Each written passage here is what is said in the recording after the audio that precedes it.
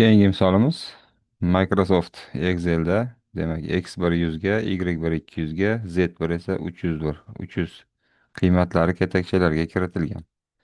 Agar ushbu qiymatlar X1 500, Y1 1000, Z1 2000 kabi o'zgartirilganda quyida berilgan qaysi formulaning natijasi demak o'zgarishsiz qoladi debdi.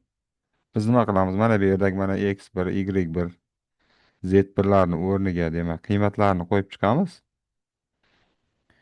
Qiymat qo'yganimizdan keyin misol uchun shuni birinchisini asini javobi no chiqadigan bo'lsa, ana bu pastdagi qiymatlarni ham qo'yib chiqqanimizda demak natija o'zgarmasligini topishimiz kerak bo'ladi. Bu uchun biz birinchi etadigan ishimiz yuqoridagi qiymatlarni yozib olamiz. Uh, Buni bu yerga yozib olaylik alohida o'zimizga tushunarli bo'lish uchun. X1 100 ga teng, X2 X2 emas, Y1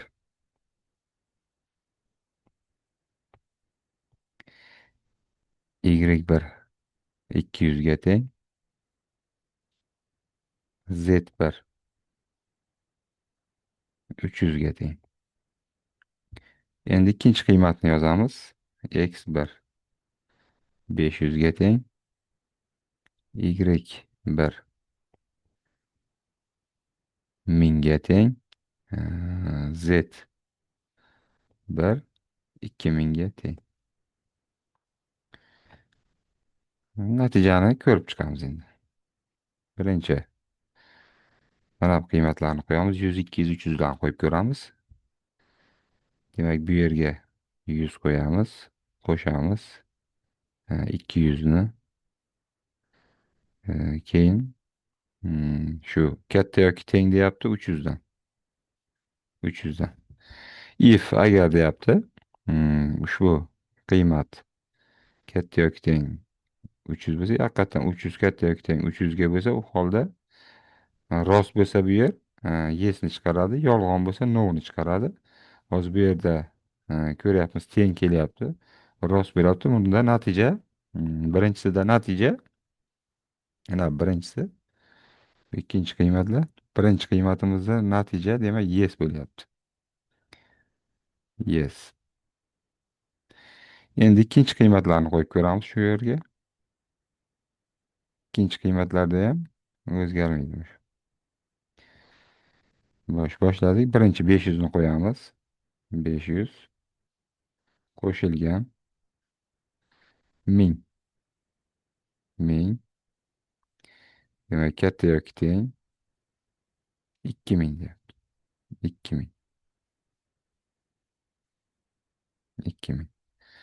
Bunda qiymat qanaqa bo'ladi? Demak 1,5 ming katta yoki teng 2000. Demak bunda rost qiymat bermayapti, yolg'on qiymat beryapti. Ikkinchi qiymatimizda natija no ni beryapti. No. Keyingi besini ko'ramiz. Bga qiymatlarni berib ko'ramiz. Bda birinchi Z1 qo'yilgan ekan. Z1 300 ga teng. Yana bu yerga 300 qo'yamiz. Mana Z1 ni o'rniga katta ekan. Y1 plus X1 deyapti. Demak 200 qo'shilgan 100. 300 haqiqatdan bundan kattami? Yo'q, katta emas, teng. Shart bajarilmadi. Demak, birinchi qiymat qo'yganimizda no natija beryapti. Bu yolg'on bo'ldi-da. Yolg'on qiymat qabul qildi mana bu yer. Keyingisi ikkinchi qiymatni qo'yib ko'ramiz. Demak 2000 katta deyapti. Y1 1000 ekan. 1000 qo'shilgan 500. Bunda e'tibor beradigan bo'lsangiz 2000 kattadan 1,5 mingdan. Ha, 1,5 mingdan katta. Bu rost qiymat qabul qilyapti. Shuning uchun natija yes bo'ladi. Demak, ikkinchisida yes natija beryapti. Uchinchi C javob ko'ramiz. Demak, A javob ham, B javob ham to'g'ri kelmadi. C javobni ko'ramiz endi. Y birimiz 200 ga teng. Yozamiz mana. Ayrilgan Z1 300. 300'ünü ayıramiz. Yani aytyapti, kichkina deyapti. X1'dan 100'dan. 200'dan 300'dan ayırsak minus 100 bo'ladi. Haqiqatdan ham minus 100. 100'dan nimadi? Kichkina rost qiymat qabul qiladi. Natija yes chiqadi birinchisida. Demak, yes. Ikkinchisini qo'yib ko'ramiz.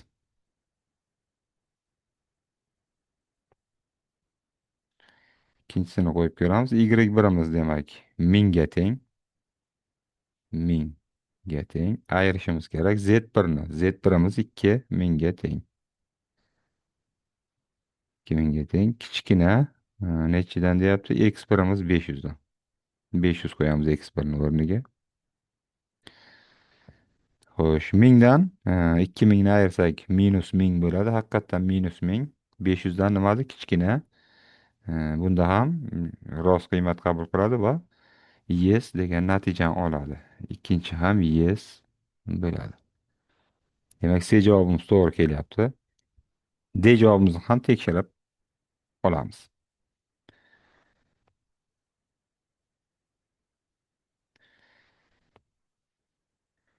Y1imiz 200 ga teng. Birinchi qiymat qo'yamiz. Qo'shilgan X1imiz 100 ga teng. Teng ekan, nimada 300 ga. Z1imiz 300 ga teng. Haqiqatdan bu teng bo'ladi. Rost qiymat qabul qiladi. Birinchi natijani oladi. Yes natijani oladi.